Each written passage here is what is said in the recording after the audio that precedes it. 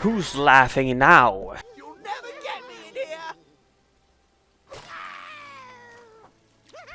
Die, die, die, you little demons!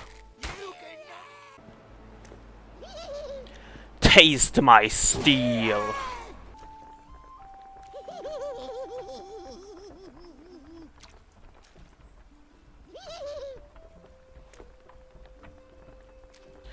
Die, you damned spawn of Satan!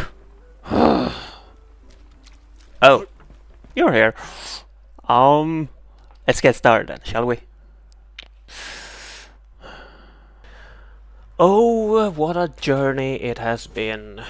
But it's finally here. Forsaken Realms Vahrin's Call is releasing on July 27th, and I just have to start with saying that when I joined the Forsaken Realms Vahrin's Call Discord channel way back when the game was called Forsaken Realms Exodus Rising, well, I didn't expect as much as everything that has happened. Never in my life did I think I was gonna be graced with a copy of the game, a free copy of the game, so that I can write this review before the release of the game. Never.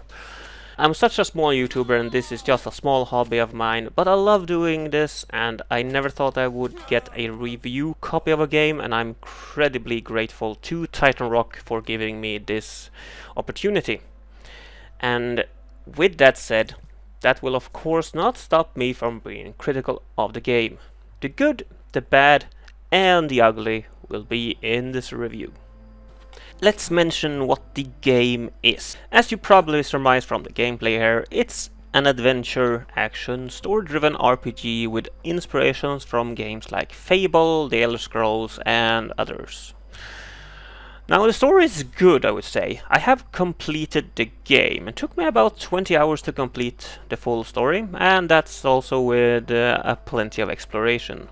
The story doesn't take my breath away, but I would say that it's unique enough that it draws me in. I want to see more of it as I go through it. Let's talk about the game's story and the world, though, of the Forsaken Realms.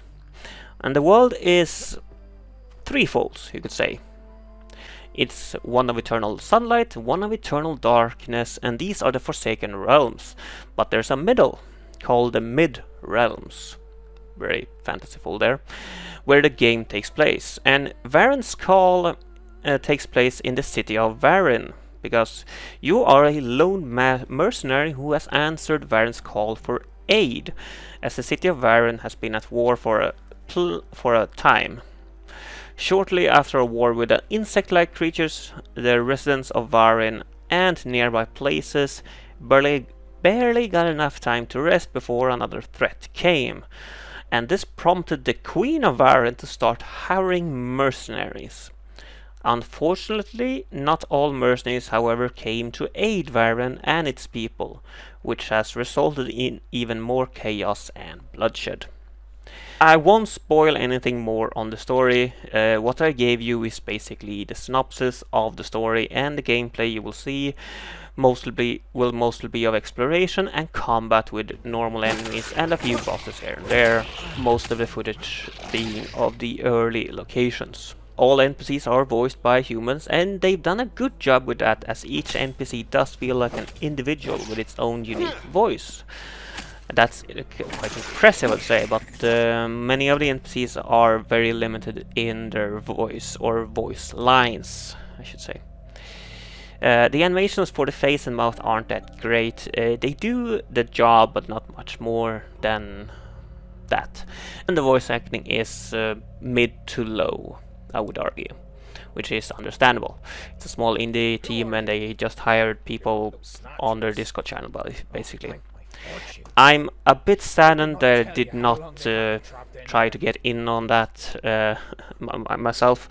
I'm not sure how good of a voice actor I am, but it would have been fun to maybe try at least. I can't remember why I didn't try out for that. Anyway, some cutscenes deliver a good emotional feeling in a character, but some are more rigid. and doesn't convey the emotion you would expect. The fact that NPCs mostly just stand still during cutscenes and only move their arms and head in a small way doesn't help either. Player character has no voice and doesn't say much really, and there are no dialogue options. Well, I would say not any impactful dialogue options. The fact that the character has no voice doesn't bother me. I would say that this does kill the immersion a little bit, because you get requests or quests, I guess, from NPCs, and your character just basically accepts everything without saying a word. I understand, of course, why this has been done, and I'm not gonna fault them for doing it, but it still kills the immersion somewhat, because you don't even get a I'll do it or accept or whatever kind of thing for the quest. It's just oh, I want you to do this, and then poop, it just takes you out of the conversation, and then you have the quest. Vahrin's Call is not open world, even though it can look like that at some points in the game and in the footage here. But it has open zones divided by a loading screen, much like Kingdoms of Amalur Reckoning. But don't be deceived, these zones can hold more secrets than you think. There are optional bosses, chests and loot and side quests to find and complete. And most importantly, genomes to find and kill! Kill them all! But it's fun, it's really fun exploring every nook and cranny. Suddenly you will just find yourself in a room and you're like, ah, dead end. Oh wait, no, I can jump up there. And then suddenly you're somewhere else. It's fun. Now the default for the game is no quest markers, but these can be turned on if you want. So, yeah, because of this, sometimes you think you're going to the quest or following the quest, but you're not. But I'm still having fun exploring and finding stuff. And I hope you will too.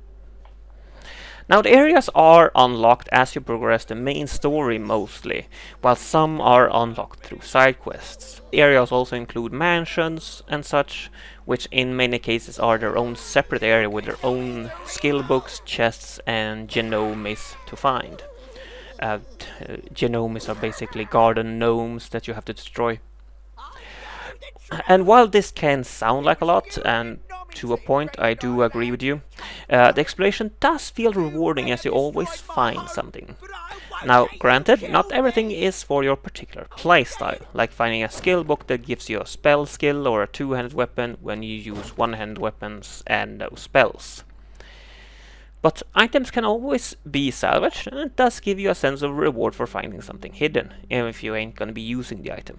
Although I won't lie though, much like other games that you do find yourself a bit tired after doing the main questionnaire and then go back and do all the other stuff. The chests, which contains the more unique loot that's gonna give you new armor and weapons, can be anywhere. Behind a corner, down a hole, up in a room that you have to figure out how to get to, and so on. And the same goes for the genomes, which are garden gnomes that I mentioned. And they're not dangerous, but I think Titan Rock, the developers, did a very good job with their laughs. The laugh. You can hear the genomes laugh when you get close, and it's a bit of a annoying laugh in the sense that it's like they're taunting you. They're taunting you to find them and kill them. So destroying them and hearing them scream is much more satisfying than expected. For those who are completionists, finding every chest and skill book is an achievement in the game, as well as killing all the genomes. Although at least the genomes laugh when you get close, they're a little bit easier to find. Plus the fact that in each area you can check how many chests, books and genomes you have left. I do recommend doing the genomes first, as that is also a side quest. Plus you might get something good out of it. Hint hint. Now the combat. Combat is good. It can feel a bit one-sided at the start, as you only have your light attack with your melee weapon. But you also have a bow and magic to use, a basic flaming ability. Everything is a bit limited at the start though. But here is where exploration and side quests come in, because they can grant you new skills and combat moves. Now the combat is very action oriented. You can dodge roll, block and parry with a perfect block. Though at the start the parry is gonna be very difficult to get on purpose, because the window is very tight. But as you level up your chosen melee weapon playstyle, this window can be increased with certain skills. Although shield is of course the best for parrying. I will say that I haven't tried playing a mage type of style yet, nor have I tested two-handed weapons that much, and a higher level sword and shield type style I have not done either. I wanna save those styles for later as I try the game on harder difficulty. Now I could respec if I wanted, because you are free to respec at any point in the game, which I do appreciate in case I want to try another elemental build. You can also buy back or buy any type of armor, weapon and trinkets that you find. So if you have found it, you sold it or salvaged it, you can buy them later at the vendor. So that is a very good way of making someone maybe try to, well, do everything on one character. Now, enemies do respawn after a loading screen, so if you go into another area they will respawn, but bosses do not respawn. Combat relies on knowledge. Each time you level up you gain a skill point, and these skill points can be invested in your skill tree. Or a skill list, I guess is more accurate for this game. But some parts of this list are not available at the start because you haven't found a skill book for it, and these skill books are spread out in every area, and checking your map you can see how many you have found and how many are left in that area. Now these skill books can be a small upgrade like increased damage, or a special ability for the weapon type. And each weapon has its own skill list, dual wielding has its own list, and shield is basically the one-handed style. Each type of magic also has its own list. There's also a list for trap making, alchemy and armor. And when finding a book you will see that you are unlocked in what list. So if you're going for a particular playstyle you might need to find all the books in an area just to make sure you haven't missed the one that helps you in that. This is both good and bad, I would say, because it does encourage exploration, and it also makes it so that everything is not just handed to you. You actually have to work a little to get the thing you want. But on the other hand, it can be tedious to explore an area over and over again just looking for that last chest book or genome. I forgot to mention this in the exploration part, but you are free to explore the game after completing the main quest line. You are free to complete everything after you have completed the full story, so don't worry about that. As you discover more books, especially those who fit your chosen playstyle, it really unlocks a whole new way of fighting the enemy.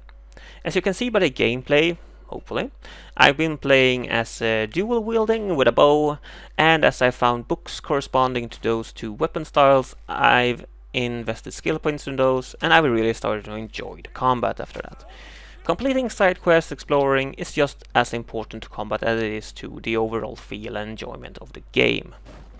Now at the start, dual wielding felt boring, in lack of a better word, but after a few books and levels, I was all for it and started having real fun. Leveling up, gaining skill points and investing those skill points in some dual wielding damage and abilities, yeah, it's really nice. Upgrading the weapon also helps, because that's gonna give you a little bit more damage, and of course finding new weapons.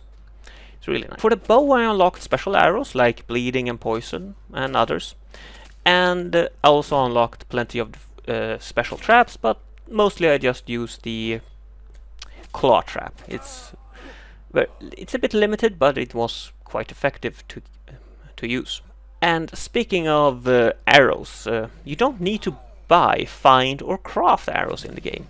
You have an unlimited use of normal arrows, and special arrows are unlimited, but they are on a limited type of ammo cooldown, you could say.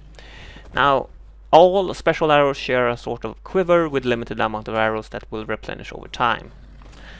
And this is also how potions work. You can craft potions, and then you have a limited amount of uses in a quick succession, but there's no need to craft new or buy new potions. There's a cooldown. Oh, and potions seems to share this cooldown and amount, so take that into account before battle. You can't juggle down a bunch of resistance potions and then have plenty of health potions left for the fight. But speaking of those potions in battle though, you can throw potions at enemies too if you want. So for example, craft a potion that weakens an enemy's fire resistance and then use fire spells against them more effectively. Now it's a pretty awesome feature which I used more regularly. I wouldn't say it's a required use, but it would have made some boss spells or just encounters in general a bit easier, I think. Especially if you play on harder difficulty. I've been playing on normal difficulty and I've died a few times either because I failed a dodge or just because some enemies had some high damage. But I will give you one big tip. Don't forget to upgrade your health potion. That's very important. Now, on that note of upgrading your potions, let's get to crafting. And far as I can tell, you can't really craft weapons. Unless that's something I completely missed. But you can't craft weapons or armor, which I think is sort of a missed mechanic. But considering the amount of stuff to find and do, crafting weapons and armor would just be another thing to hunt for. And that could be worse than not having it in. At least when considering that the game is about 20 to 30 hours long for story and exploration. And for completion it's about closer to 35 hours, I think. Now, you can upgrade your armor and weapons. And don't forget this, as I mentioned earlier, it will make combat a little bit easier when you deal more damage and take less damage. Who would have thunk? Upgrading will cost materials, and you can find these when looting bags and such, and salvaging weapons, armor, and misc items, or miscellaneous items. Now, miscellaneous items are actually gonna be your biggest resource for getting these upgrade materials, I would argue, as there are a lot of such items that can be salvaged into different materials. And you can also upgrade your traps that you have. There are multiple types of traps to discover, each with its own upgrade tree, and this will also cost material, but you also need the required trap making skill level. Now, spells can be upgraded as well. Same with traps, and they will cost material and requires a certain level for that specific element, like fire, ice, earth, whatever. Now, potion making is the one that is most interesting and unique one when it comes to crafting. Because when you craft a potion, you will gain EXP in alchemy, but throwing potions at enemies or drinking them will also give you EXP in alchemy, which is kind of funny. It's almost like I would know how to make ketchup if I started drinking ketchup, or make Coca-Cola because I'm drinking Coca-Cola. Considering the amount of Coca-Cola I drink, I should be able to make Coca-Cola better than Coca-Cola themselves. But whatever. Anyway, where was I? Oh yeah, alchemy. Increasing your alchemy level is a very good idea. Investing some skill points in it, even better. There are multiple types of potions you can make, either beneficial ones or detrimental ones. Hopefully you're gonna use the detrimental ones on the enemy, but that's up to you.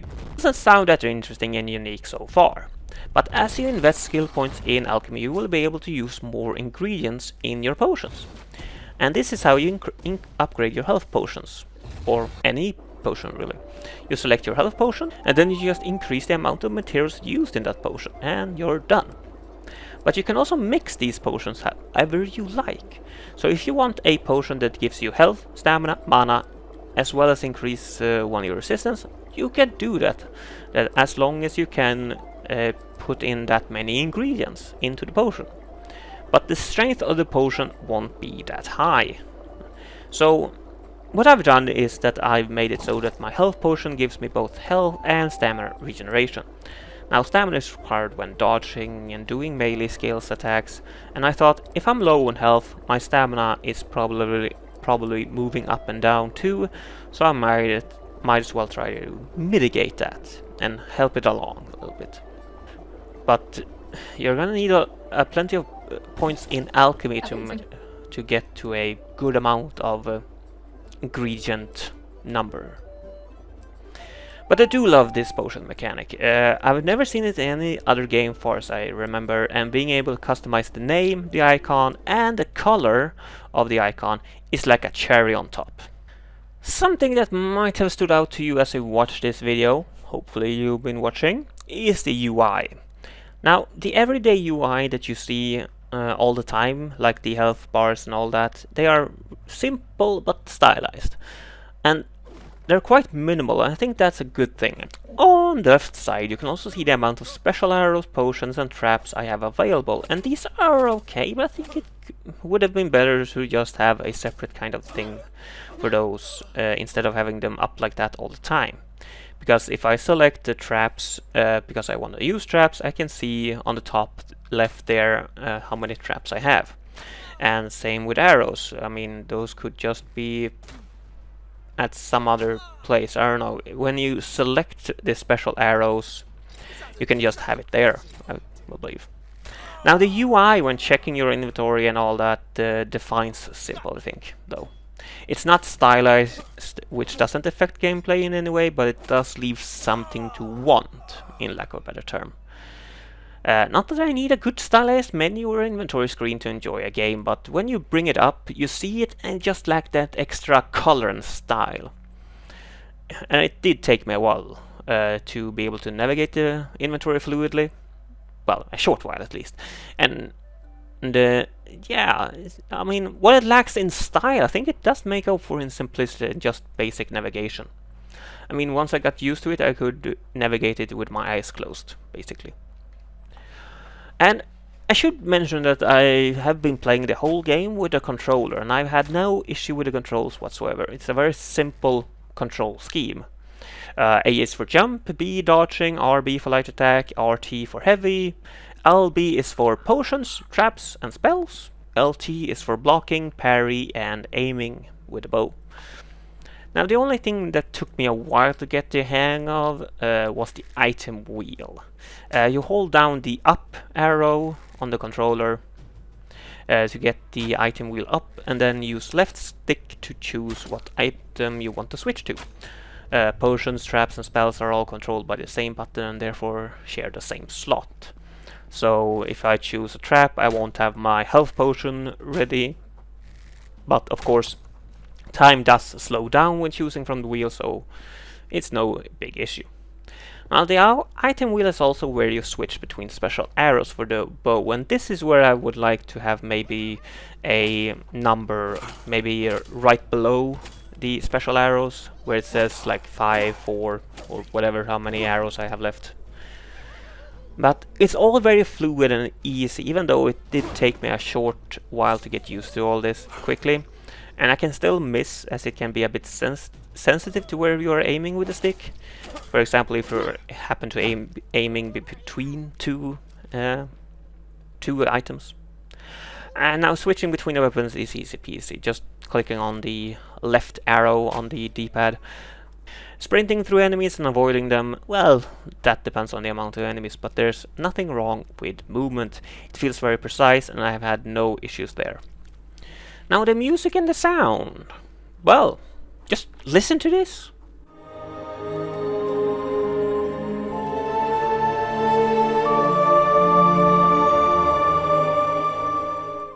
Now the music is great and most of the sound effects are pretty top-notch. I do love the footstep sounds, especially in the snow. It's really good. It sounds like snow. And for someone who lives in Sweden, I know how snow sounds. Same with breaking crates, running, metal hitting metal, blocking, stabbing and all that. I can't wait to get to experience the sound effects for spells when I start playing that. I just hope it isn't too bland and similar to each other. As I have barely used any spells, I have no idea what they sound like. And the enemy spellcasting is a bit, what shall we say, limited. Now, from gameplay videos that Titan Rock has shared, I think the sound is gonna be good there as well, but I'll just have to play it and see for myself. Now there are some sounds that might be repeating a bit much, some sounds for similar attacks, but are from different enemies, so you would think it would be slightly different sound, but then again, that could just be my speakers as well. And also just money and resource saving, which is not a bad thing in the indie developer's case. Now, I do wish there were more to the soundtrack, more music tracks, but so far I've not noticed too many. But there was, what's there is good, and I like it. Especially like maybe have a different soundtrack for combat though, because there is one area, there are so many enemies. I get into combat not constantly, but very often, and you kind of get tired of that track. Not gonna lie. In conclusion, Forsaken Realms Vahrin's Call is a solid action-adventure story-driven RPG that I can recommend to anyone who likes RPGs like Fable and The Elder Scrolls. But don't expect the same depths of characters nor the choices that can change a story and characters' lives. Now, the lack of such depth in the game is a pity, but considering the small studio and all, it's an understanding decision to not have that kind of depth, even if the game takes a small hit because of it.